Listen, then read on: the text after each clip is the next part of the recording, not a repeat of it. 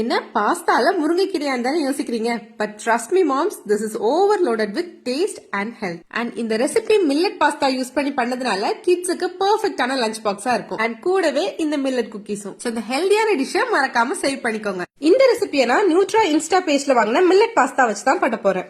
இவங்க கிட்ட millet pastas மட்டும் இல்லாம millet pongal mix, millet noodles, ABC malts, nuts powder and மில்லட்ல பண்ண குக்கீஸும் அவைலபிளா இருக்கு. So do check their page for more details. Back to the recipe. பாஸ்தாவை தண்ணியில உப்பு எண்ணெயும் சேர்த்து கரெக்டா 5 நிமிஷம் வேக வச்சு வடிகட்டி வச்சுக்கோங்க.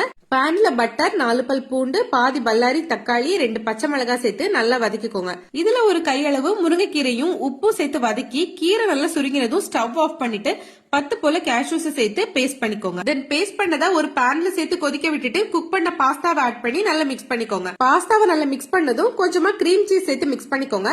இந்த ஸ்டெப் கம்ப்ளீட்லி ஆப்ஷனல் தான். தென் ஃபைனலா மேல ஒரு ஸ்லைஸ் சீஸ் வச்சு ஒரிகனோ அண்ட் சில்லி ஃபிளேக்ஸ் சேர்த்துட்டு லிட் போட்டு சீஸ் மெல்ட் ஆகிற வரைக்கும் வெயிட் பண்ணி ஓபன் பண்ணீங்கன்னா சம்பவம் ரெடி.